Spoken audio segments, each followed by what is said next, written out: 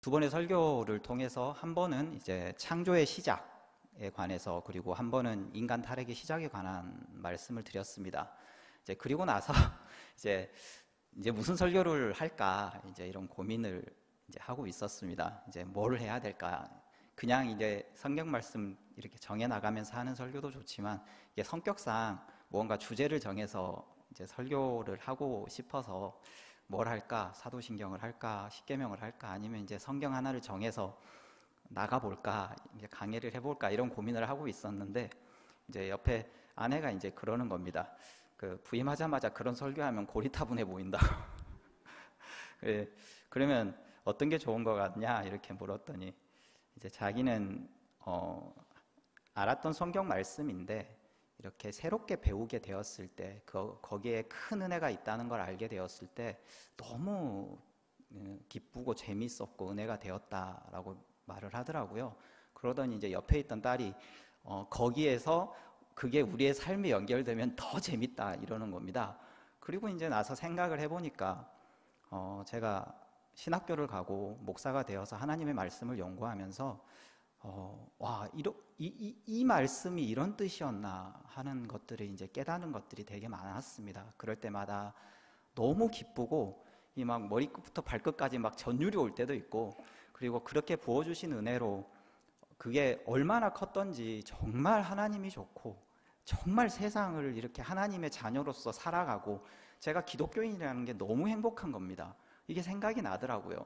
그래서 정했습니다. 설교의 주제를 이제 이름하여 알지만 알지 못한 성경 이야기, 이렇게 이제 정하고 이제 줄여서 알알이라고 부르기로 했습니다. 뭔가 유튜브 채널 같나요?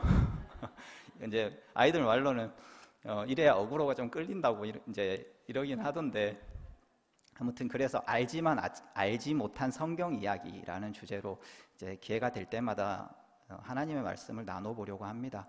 오늘은 이제 돕는 배필에 관한 이야기입니다. 구약 성경에 보면 많은 부분에서 하나님과 이스라엘 백성 사이의 관계를 부부로 표현을 합니다. 그리고 이스라엘 백성이 우상을 섬겼을 때 하나님은 그걸 뭐라고 표현하시냐면 간음, 이제 바람을 피웠다라고 이제 표현을 하시죠. 근데 참 이상한 게, 아무리 이스라엘 백성이 영적 간음, 이제 우상을 숭배하고 하나님을 버려도 하나님은 이스라엘 백성을 버리지 않습니다. 부부 사이에는 절대 일어날 수 없는 일이죠. 그게 이제 구약 성경 호세아서에 가면 그 비유로 그 절절한, 그리고 그 가슴 아픈 사랑이 진짜 이렇게 쓰여져 있는 걸 볼 수 있는데, 사람이라면 절대 그렇게 사랑할 수 없는 사랑의 모습입니다. 그리고 결국 어디까지 가냐면 예수의 십자가까지 가죠. 그래서 이제 그런 면에서 보면 하나님께서 그 부부간의 사랑에 관한 어떤 본을 우리에게 보이셨다라고 볼 수도 있지만, 창세기 2장에 이제 돕는 배필의 이야기하고 에베소서 5장에 가면은 부부와 그리스도, 이 부부의 사랑과 그리스도와 교회의 사랑이 이렇게 연결되는 성경 구절이 있다 보니까, 우리는 보통 이제 부부가 이렇게 사랑을 하고 부부가 사랑을 하듯이 우리가 하나님을 사랑해야 된다라고 이제 이 말씀을 이해하는 편입니다.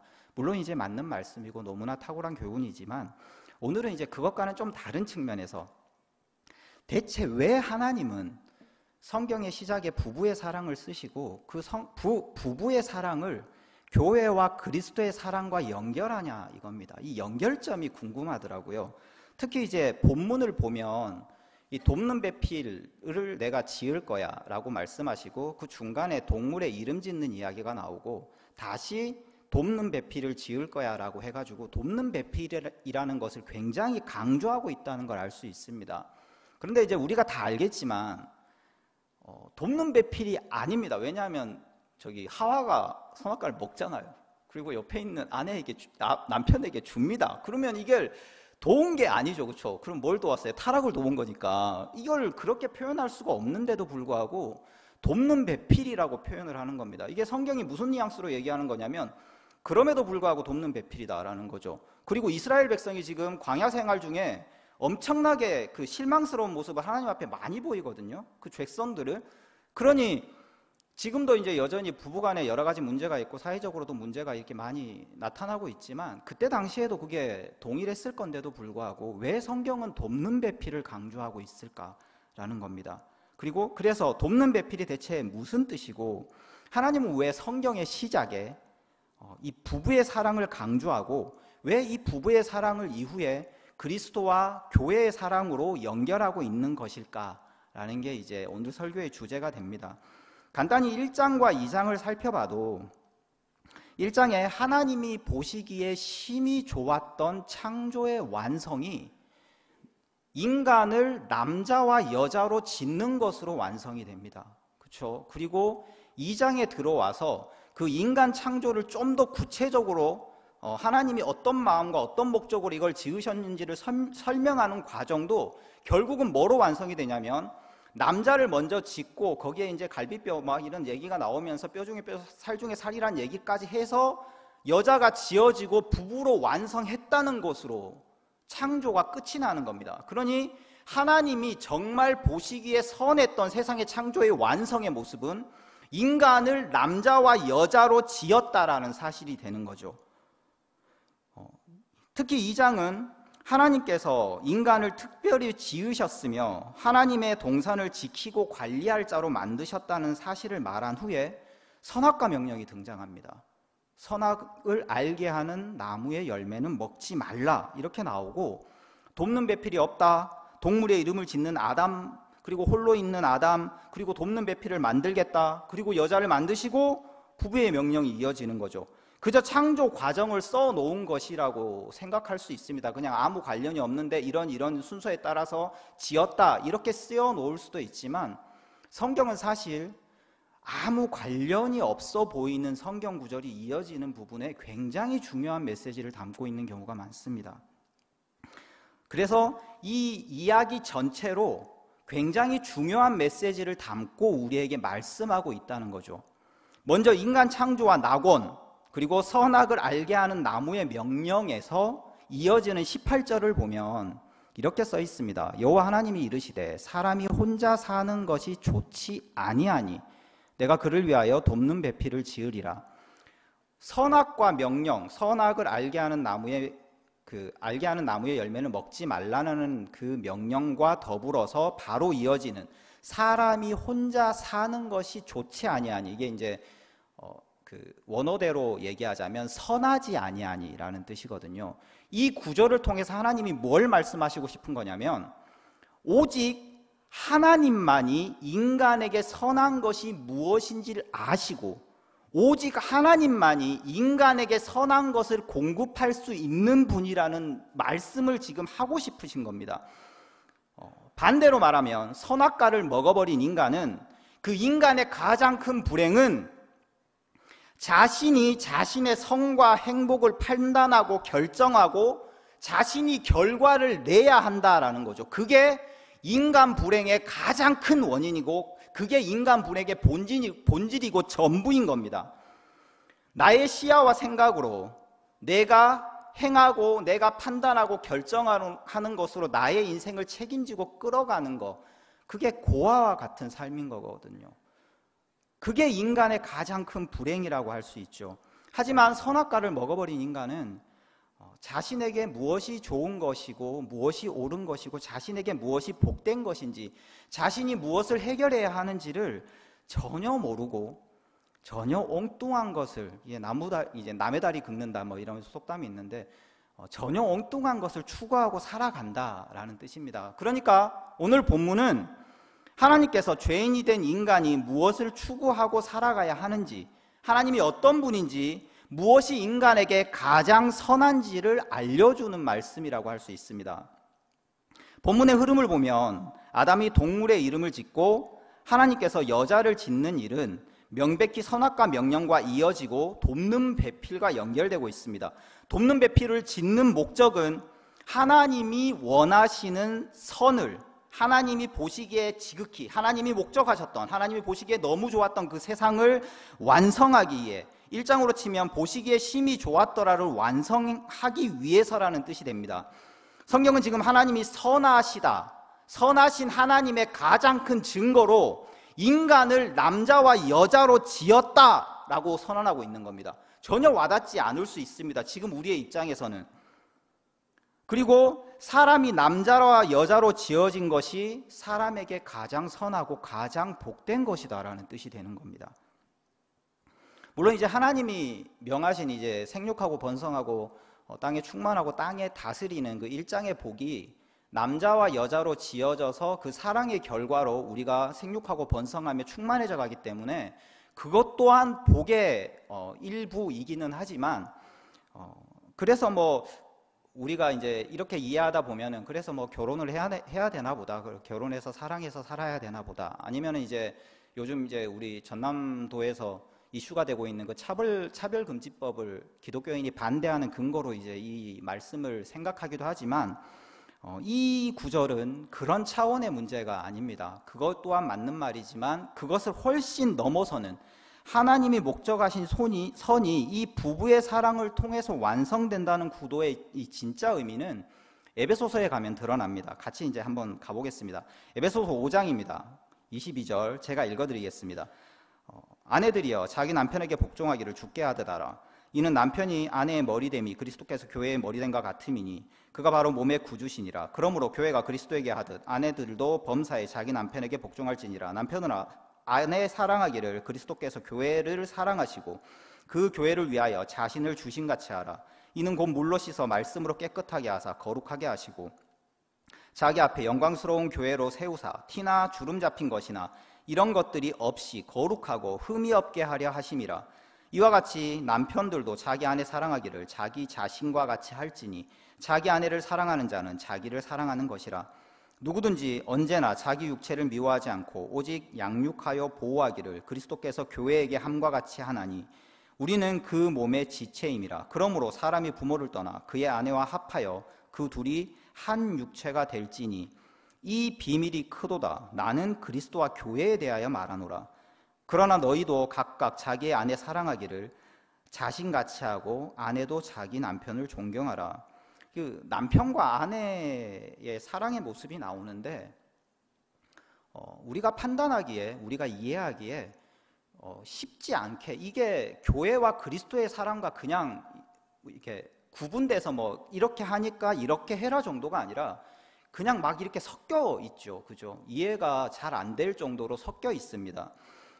그러니까 뭐 보고 배워라. 그냥 부부 사랑하듯이 그리스도와 교회가 그리스도를 사랑해라. 이렇게 얘기하는 거라고 이해할 수 있지만 그 정도의 문제가 아니라 좀 더 본질적인 연결이 있습니다. 에베소서 1장을 가보겠습니다.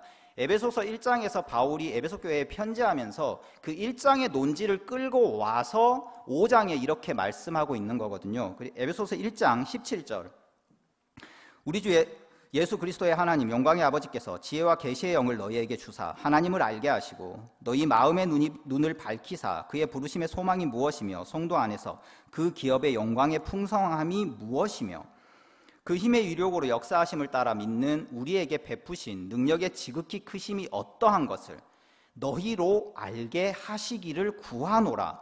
그의 능력이 그리스도 안에서 역사하사 죽은 자들 가운데서 다시 살리시고 하늘에서 자기의 오른편에 앉히사 모든 통치와 권세와 능력과 주권과 이 세상뿐 아니라 오는 세상에 일컫는 모든 이름 위에 뛰어나게 하시고 또 만물을 그의 발 아래 복종하게 하시고 그를 만물 위에 교회의 머리로 삼으셨느니라.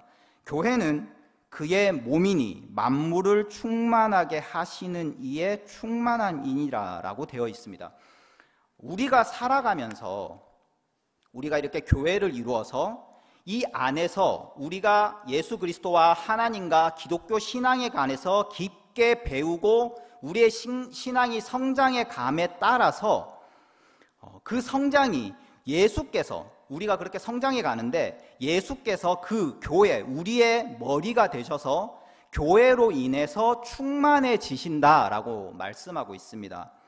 우리의 삶과 우리의 선택과 우리 인생의 그 여정들이 우리가 교회로 이렇게 살아가는 이 모든 모습들이 그런 가치를 지녔다라고 말씀하고 있습니다. 그걸 어떤 구도로 설명하고 있냐면 이 1장 3절에 보시면 이 에베소서가 어떻게 시작하냐면 찬송하리로다 하나님 곧 우리 주 예수 그리스도 아버지께서 그리스도 안에서 하늘에 속한 모든 신령한 복을 우리에게 주시되 이게 이제 하나님의 창조 목적이죠. 4절 곧 창세전에 그리스도 안에서 우리를 택하사 우리로 사랑 안에서 그 앞에 거룩하고 흠이 없게 하시려고 그 기쁘신 뜻대로 이러면서 이 구도로 이걸 끌고 가는 겁니다. 이게 무슨 뜻이냐면 그리스도 안에서 보이신 하나님의 사랑의 완성이 교회의 완성을 통해서가 되는 겁니다.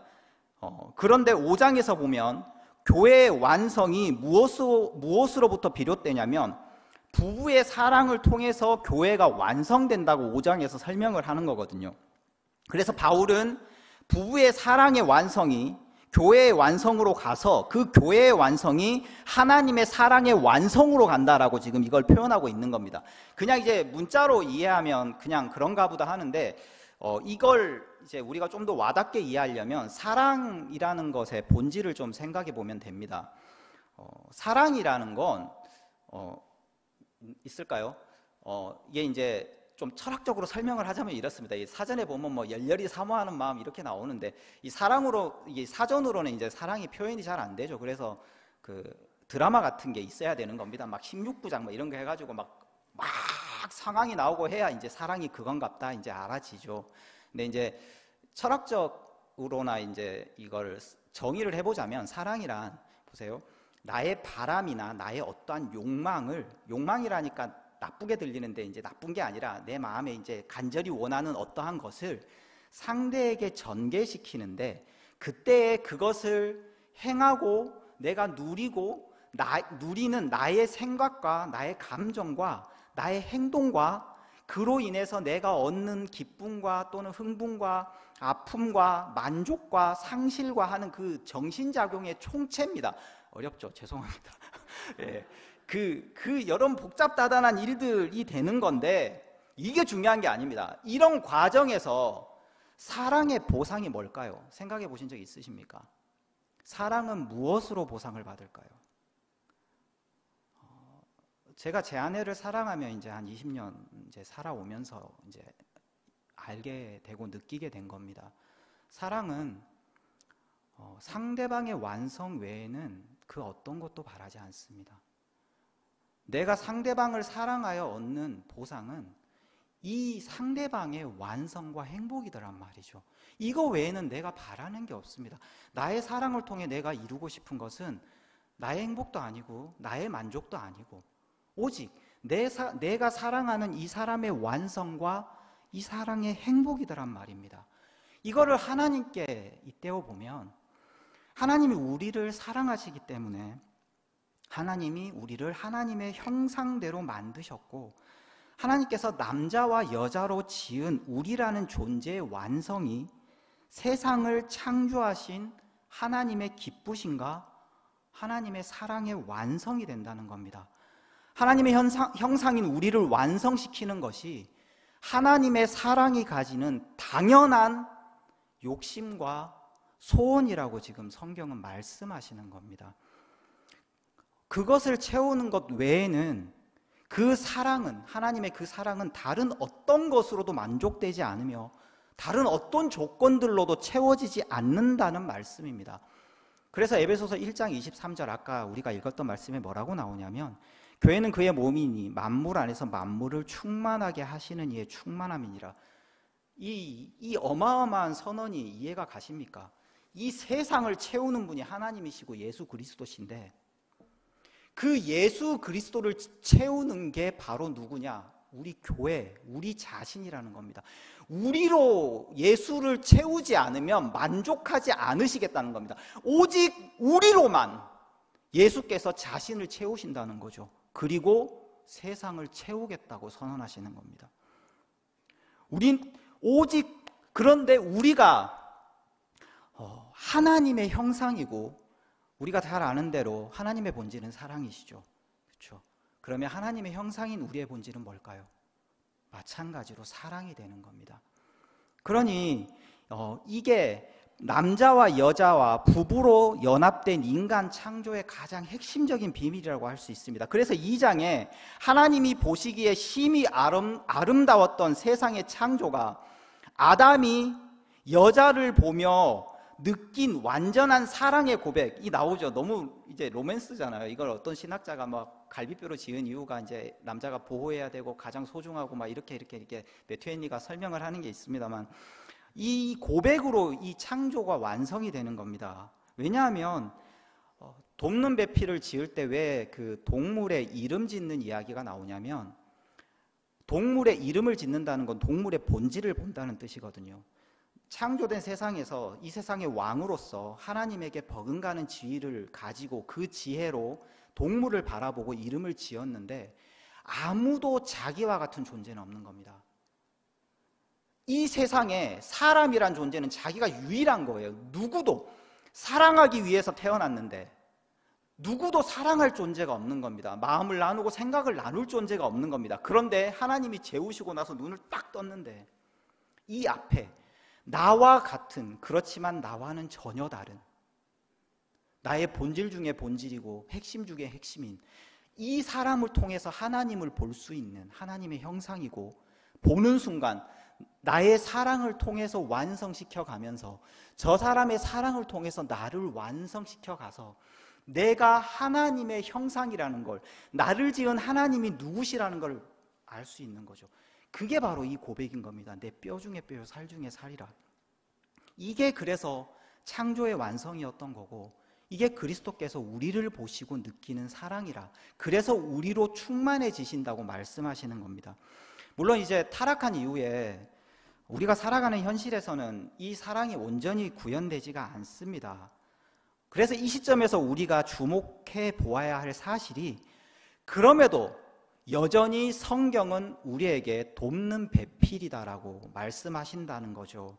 부족해 보이지만, 완전해 보이지 않고 흠이 많지만, 어딘가 부족한 사랑이지만 그 사랑이 의미가 있다 말씀하는 겁니다.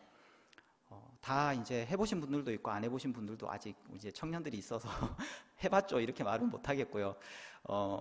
다들 이제 사랑을 해보시면 아시겠지만 젊은 시절 혹은 이 사랑의 초기에는 진심과 열정으로 나의 마음을 고백하고 그거면 다 될 것 같죠. 그렇죠? 온 세상이 오직 사랑 하나면 다 될 것 같은 생각이 듭니다. 근데 시간이 지나고 삶 속에서 우리가 살아가다 보면 어느샌가 그 진심과 나의 열정이 희석이 되고, 그리고 오해되고 비틀리는 걸 이제 종종 봅니다. 사랑한다는 마음 하나로는 그 어떤 문제도 해결되지 않는다는 걸 이제 알게 되죠. 저희도 결혼을 하고 신혼여행 갔다가 돌아오는 기차에서 정말 신명나게 싸우고 이혼할 뻔했습니다, 그날. 예. 그렇더라고요.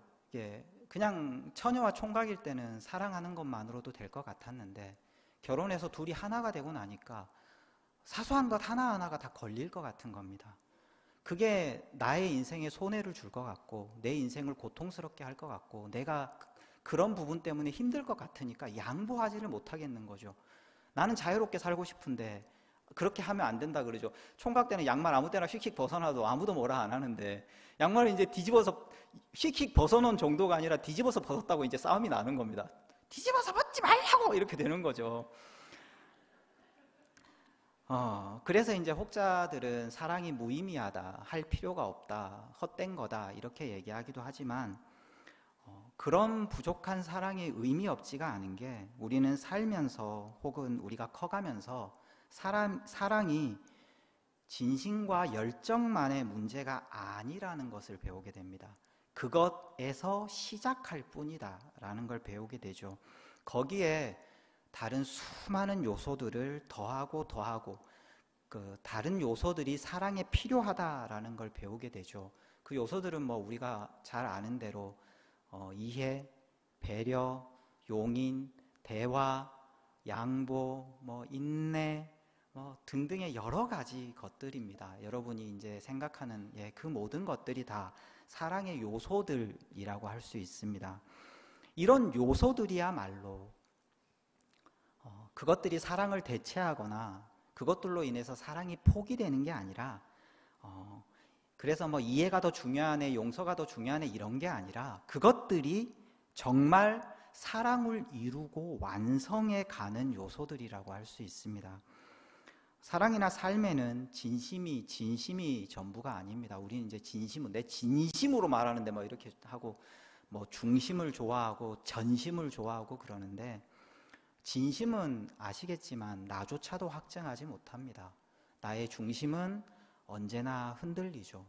나의 전심은 언제나 나뉘어져서 나조차도 나의 전심이 무엇인지를 모릅니다. 그게 인간이죠. 사랑을 하기 위해서는 진심이나 중심이나 전심보다 더 중요한 것이 있습니다. 시작은 진심일지 몰라도 훈련과 연습을 통해서 그 시작된 조그만한 사랑이라는 싹에 사랑의 요소들을 더해 가야 되는 겁니다. 비료를 주고 물을 주고 하듯이 수많은 것들을 더해 가서 채워 나가야 한다는 겁니다. 진심은 시작에 불과합니다. 내가 이 진심과 나의 중심과 나의 전심과 열심으로 이루고 싶은 목적이 중요한 거죠. 나의 이 진심으로 무엇을 목적하나요? 내가 사랑하는 사람의 완성을 목적합니다. 그리고 그 사람의 사랑을 통해 내가 완성되어 가는 것을 목적합니다. 이것이 중요하다는 겁니다. 그것을 위해 다른 필요한 덕목들을 충족해 나가야 우리가 온전한 사랑에 이를 수 있습니다. 왜냐하면 그 요소들은 내 안에 없습니다. 내가 가지고 있지 못한 것들입니다. 그리고 나 혼자서는 절대로 배우지 못합니다. 반드시 상대방이 필요합니다. 우리가 고린도전서 13장 잘 아시죠? 사랑은 언제나 오래 참고 이렇게 나옵니다. 거기 모든 것들을 다 읽어보셔도 거기에는 반드시 상대방이 필요합니다. 상대방이 있어야 우리가 배울 수 있는 것들입니다. 그래서 사랑에는 상대방이 필요하고 특별히 부부관계가 그것의 상징으로, 그것의 시작으로 오늘 성경에 쓰여져 있는 겁니다. 그래서 우리는 성경이 왜 굳이 돕는 배필을 강조하며 썼는지, 돕는 배필의 뜻이 무엇인지 이해할 수 있습니다. 이 돕는 배필이 사실 우리나라 말로 이게 돕는 배필이라고 번역이 된 건 그 영어 성경 헬핑 뭐라고 나와있더라, 아무튼 이렇게 나와 있는데 이게 그 히브리어 원어상으로 보면 되게 복잡한 말입니다. 이 전치사 하나가 해석이 이상하게 되거든요. 그래서 이 마주선자입니다. 마주서서 돕는 자인데 이 마주서다가 성경 전체로 보면 긍정적인 마음과 사랑하는 마음으로 마주선다는 뜻도 있지만 적대하다는 뜻도 있습니다. 그렇죠? 부부관계에 대한 해석이 참 놀랍지 않습니까? 때로는 미워서 싸우기도 하고 때로는 정말 한 마음으로. 그렇지만 누군가가 이제 부부는 이렇게 같이 걸어가는 자다 그러는데 성경은 전혀 다르게 말합니다. 서로 마주 서서 서로를 바라보는 자라는 겁니다. 이게 하나님이 부부를 지으신 목적이거든요. 서로의 모습을 통해 하나님의 형상을 봐라라는 거거든요. 그냥 돕는 게 아니라 이런 거죠. 내게 필요한 일이 가능하도록 도와주는 사람, 혹은 필요하지만 내가 가지지 못한 것을 주는 사람, 그 중에서도 나와 한 쌍을 이루는, 나와 마주보고 있는 반대편의 존재. 하지만 그냥 돕는다가 아니라 나에게 없는 것, 내가 혼자서는 결코 할 수 없는 것, 내가 혼자 절대 만들 수 없는 것, 그래, 나로 하여금 사랑을 알게 하고 사랑을 하게 하고 사랑을 받게 만드는 존재, 그것이 바로 돕는 배필이라고 성경은 말씀하는 겁니다. 부부가 그렇게 사랑하고 서로를 채우고 서로를 성장시키고 사랑하기 위해, 그렇게 살아가기 위해서는 사랑의 수많은 덕목들이 요청되고 채워져야 한다는 것을 알고 그것을 함께 채워가는 그 과정을 통해서 우리는 하나님께서 의도하신 인간의 참된 경지와 인간의 참된 목적에 이룰 수 있고 그렇게 요구를 받는 겁니다. 왜냐하면 우리는 궁극적으로 하나님과 사랑하기 위해서 태어난 겁니다. 그냥 부부를 만들어서 누누날라 행복하게 살으라고 우리를 만드신 게 아니라 이 사랑을 통해 궁극적으로 우리가 나아가야 할 길은 뭐냐면 하나님과 사랑하는 겁니다. 근데 사랑을 하려면 그만한 격에 도달해야 됩니다. 사랑은 동일한 격 사이에서만 일어날 수 있거든요. 하나님은 자신의 아들로 우리의 값을 치르면서, 그게 예수의 십자가잖아요. 우리가 하나님과 동일한 격에 있음을 말씀하십니다. 물론 피조물이고 창조주지만 우리가 존재적인 본질로 말고 하나님과의 관계적인 본질로 우리는 하나님과 동등한 존재라는 것을 예수의 목숨을 우리에게 주시면서 확증하신 겁니다. 그렇게 신분으로 우리를 하나님과 동등한 상대로 완성을 하시고 그리고 이제 내용적으로 그리고 도덕적이거나 어떤 인격적으로 어떠한 수준을 어떠한 격을 우리에게 요구하시는 겁니다. 사랑을 하고 결혼을 한다는 것은 내가 상대방에게 그만한 격에 이르겠다는 약속이고 상대 또한 그 격에 이르도록 키우고 기다리고 인내하고 채워주겠다는 다짐인 겁니다. 그래서 일평생 우리가 노력하고 살아가야 하는 거죠. 우리 부부를 보니까 이렇더라고요. 이렇게 서로 제가 좀 못나면 아내가 좀 바르고 제가 또 커서 이렇게 가 있으면 또 아내가 성장하기를 또 기다리고 이런 과정들을 지금 20년째 반복하고 살고 있더라고요. 부부관계도 다른 사람과의 사랑도 그러해야 되는데 최종적으로 우리가 그것을 하나님과 하는 겁니다. 유한한 피조물인 인간이 감히 무한하신 하나님과 사랑을 하겠다고 달려가는 여정이 우리의 인생이니까 쉬울 수가 없죠. 이제 속된 말로 가랭이가 찢어지는 겁니다. 이게 쫓아가려니까. 그래서 하나님이 성경에서 어떤 하나님으로 나오시냐면 기다리고 기다리시는 하나님으로 나오는 겁니다. 왜냐하면 우리는 하나님과 사랑하려면 그만한 격에 이르러야 되는데 아직 우리는 하나님과 사랑할 만한 인격적이고 내용적인 격에 이르지 못했거든요. 지금 우리의 인생은 그 격을 채워가는 과정인 거고 부부관계를 그리고 내 옆에 있는 자녀와 이 이웃들을 그 실습장이자 연습장이자 그 본질을 배우는 것으로 우리에게 주신 겁니다. 이것이 우리의 신앙에서 우리가 명심해야 할 가장 중요한 내용과 훈련입니다. 이렇게 부부라는 사랑의 시작은 더 넓은 관계로 그리고 가정으로 이웃으로 그리고 그 모든 것을 통해 하나님으로 확장되어 가는 겁니다.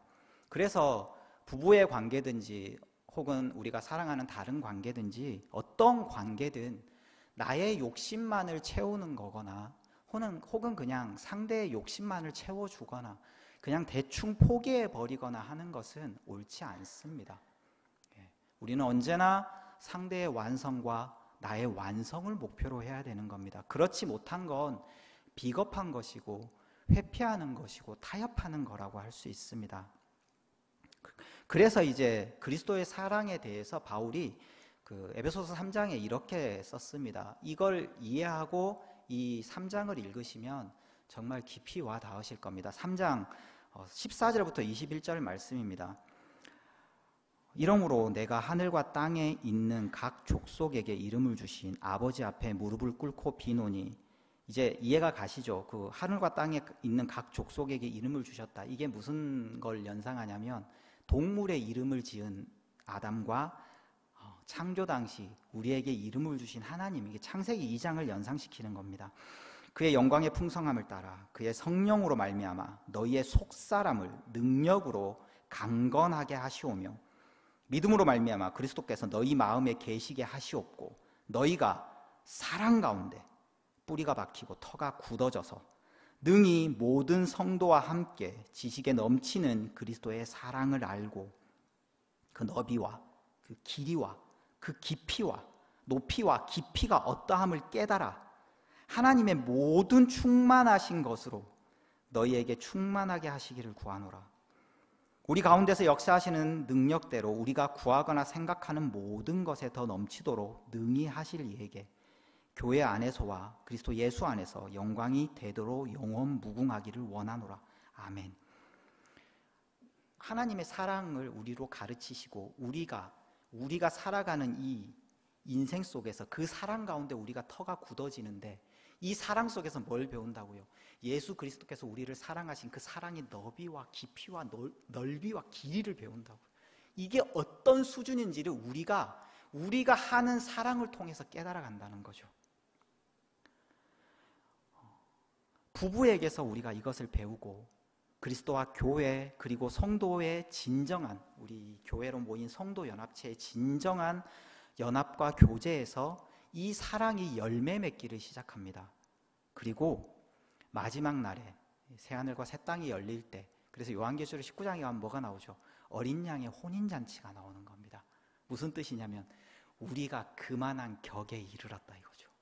우리가 하나님과 사랑할 만한 격에 이르렀다. 그래서 혼인을 하고 잔치를 하고 기쁨의 날이 열리는 겁니다. 이게 성경 전체가 창세기 사랑에서 시작해서 결혼으로 끝나는 이유인 겁니다. 이것을 모든 인간관계의 시작인 부부에게서 시작한다고 말씀하시는 겁니다. 누구나 바로 옆에 맺은 관계에서부터 이걸 시작하니까 신자든 아니든 억울할 것이 없습니다. 우리 사회에 요즘 많이 나오는 말이, 그리고 청년들이 많이 이제 와닿는 말이 흙수저 금수저라는 말입니다. 흙수저 금수저. 이거는 절대적으로 틀린 말입니다. 왜냐하면 흙수저라는 말과 금수저라는 말이 왜 나왔냐면 그것은 세상이 주는 그 꼴이 있기 때문입니다. 세상이 정한 목적이, 정한 선이 있고 이 목표에 도달하기에 좀 더 가까운 사람이 있고 좀 더 먼 사람이 있는 겁니다. 왜? 세상의 꼴은 더 많이 가지고 더 높은 자리에 올라가고 더 풍성하게 살아가고 더 뭐 어떠한 이런 기준들이 있지 않습니까? 빛나게 살아가는 것 같은, 거기에 이르는데 태어나자 보니 뭐 대기업 아들이다 이겁니다. 아니면 태어났는데 너무 이쁘게 태어난 거죠. 제가 고등부 사역할 때 어떤 여자애가 저만 보면 그럽니다. 목사님, 나는 왜 이렇게 태어났어요? 저기 뭐 수지나 뭐 이런 이쁜 연예인들, 쟤는 저렇게 이쁘게 태어났는데 나는 왜 이렇게 태어났어요? 하나님 불공평한 거 아니에요? 나 하나님 싫어요. 이렇게 얘기를 하더란 말이죠. 그게 이제 우리가 생각하는 흙수저와 금수저인 겁니다. 왜냐? 꼴을 그거라고 생각하니까요.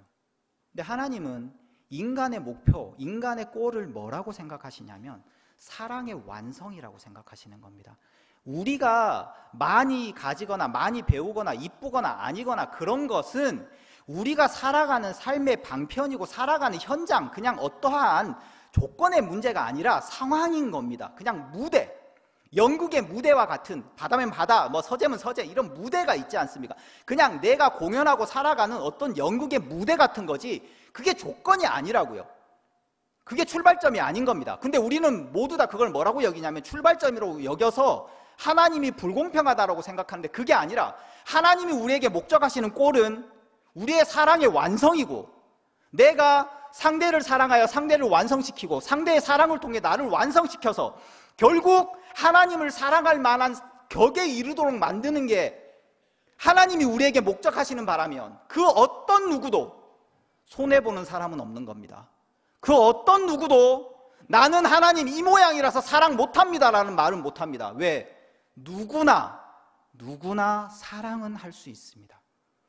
우리가 죄인이라 사랑의 마음이 없기 때문에 전적으로 하나님의 은혜에 기대고 하나님이 우리에게 사랑을 부어주셔야 사랑할 수 있지만, 그럼에도 불구하고 하나님이 나를 주관하고 섭리하시며 나의 의지를 거기에 합치하여서 하나님을 믿는 믿음과 소망과 사랑으로 우리는 나의 배우자를, 내 자녀를, 내 옆에 있는 이웃을, 우리 공동체의 일원을 사랑할 수 있습니다. 그리고 그게 인간의 시작점이고 인간의 도착점인 겁니다. 그러니 배워가시기 바랍니다. 남편을, 아내를 이 마음으로 사랑하시고, 그리고 자녀를, 이웃을 사랑하시고, 물론 이제 사랑한다니까 무조건 용인해야 되는 것 같이 느껴질 수 있지만 그게 아니라는 건 또 알지 않습니까? 우리가 사랑하시고 그렇게 세상으로 확장해 나가는 겁니다. 우리가 왜 선교를 하나요? 왜 이웃을 도울까요? 예, 이것 때문이죠. 이 사랑이 확장되어 가는 겁니다. 그걸 통해 우리가 완성되고 교회가 완성되고, 그리고 그 완성된 교회를 통해 예수 그리스도께서 완성된다라는 표현은 조금 그렇죠. 왜냐하면 이미 완성되신 분이니까. 근데 그래서 성경이 뭐라고 얘기하시냐면 예수 그리스도께서 이 교회를 통해, 이 사랑의 공동체를 통해서 충만해지시겠다, 이렇게 선언하신 겁니다. 그러니 한 주간 사랑 안에서 하나님을 보시고 서로를 사랑함으로 서로를 채워서 완성해 가시고 이렇게 예수 그리스도의 몸을 충만히 채우고 돌아오는 한 주의 삶이 되시고 주의 몸된 교회가 되시기를 간절히 축복합니다.